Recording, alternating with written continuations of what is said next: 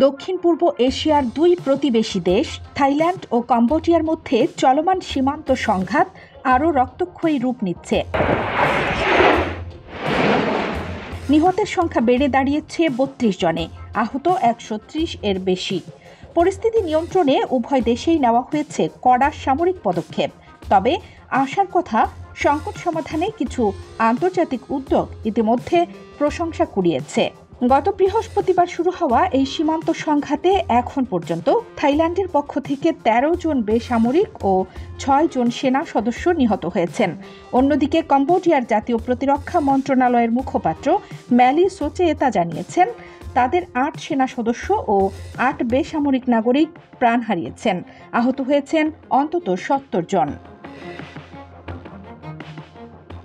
সংঘাতের কারণে সৃষ্টি হয়েছে চরম মানবিক বিপর্যয়। থাইল্যান্ডের সীমান্তবর্তী ৮টি জেলায় জারি করা হয়েছে সামরিক আইন। খুলে দেওয়া হয়েছে প্রায় ৩০০টি আশ্রয় কেন্দ্র। ইতোমধ্যে নিরাপদ স্থানে সরিয়ে নেওয়া হয়েছে ১,৩৮,০০০-এর বেশি মানুষ। কম্বোডিয়ার উত্তরাঞ্চলীয় প্রেয়াহ বিহার প্রদেশ থেকেও সরিয়ে নেওয়া হয়েছে প্রায় ২০,০০০ মানুষ। থাই সেনাদের কামানের গোলায় ব্যাপক ক্ষয়ক্ষতি হয়েছে এলাকাটিতে। ধ্বংস হয়েছে বহু বেসামরিক স্থাপনা। এই সংঘাতের সূত্রপাত ঘটে বৃহস্পতিবার একটি বৌদ্ধ মন্দিরে রকেট হামলার মাধ্যমে। কম্বোডিয়া অভিযোগ করেছে থাই সেনারা এই হামলা চালিয়েছে, যেখানে নিহত হন মন্দিরে আশ্রয় নেওয়া এক বেসামরিক ব্যক্তি। যদিও থাইল্যান্ড এ অভিযোগ অস্বীকার করেছে। এ সংঘাত ঘিরে দ্রুত সক্রিয় হয়েছে আন্তর্জাতিক মহল। জাতিসংঘ নিরাপত্তা পরিষদের জরুরি বৈঠকে কম্বোডিয়ার জাতিসংঘ দূত চেয়া কেউ অবিলম্বে যুদ্ধবিরতির আহ্বান জানান। তিনি বলেন, শান্তিপূর্ণ আলোচনার মাধ্যমেই উত্তেজনা প্রশমিত হতে পারে।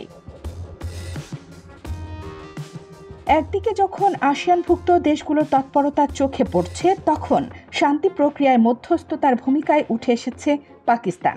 কূটনৈতিক স্তরে ইসলামাবাদের তৎপরতাকে ইতিবাচকভাবে দেখছে যুক্তরাষ্ট্রও। যদিও সীমান্তে এখনও থাই সেনাদের টহল চলছে এবং সীমান্তবর্তী এলাকাগুলোতে থেমে থেমে গোলাগুলির শব্দ শোনা যাচ্ছে। থাইল্যান্ড ও কম্বোডিয়ার ৮০০ কিলোমিটার দীর্ঘ সীমান্ত বহু দশক ধরেই বিরোধপূর্ণ।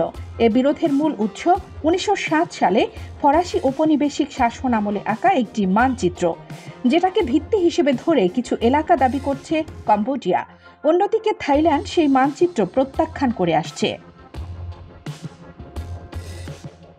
সবচেয়ে বেশি বিরোধ রয়েছে প্রায় ১,০০০ বছরের পুরনো প্রেয়া বিহার মন্দির নিয়ে।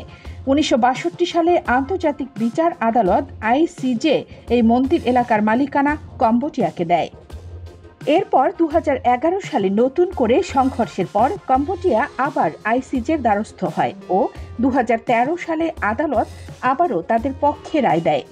বর্তমানে কম্বোডিয়া আবার আন্তর্জাতিক আদালতের দ্বারস্থ হয়েছে, তবে থাইল্যান্ড সেই আদালতের এখতিয়ার মানতে অস্বীকৃতি জানিয়েছে। থাইল্যান্ড কম্বোডিয়া সীমান্ত দ্বন্দ্বের ইতিহাস পুরনো হলেও বর্তমান সংঘাত সবচেয়ে ভয়াবহ রূপ নিয়েছে গত এক দশকের মধ্যে। আন্তর্জাতিক চাপ, আঞ্চলিক সংহতি এবং দুই দেশের সদিচ্ছার উপরই নির্ভর করছে এই সংঘাত কত দ্রুত নিরসন পাবে। কানিজ ফাতেমা নিপা, খবর সংযোগ।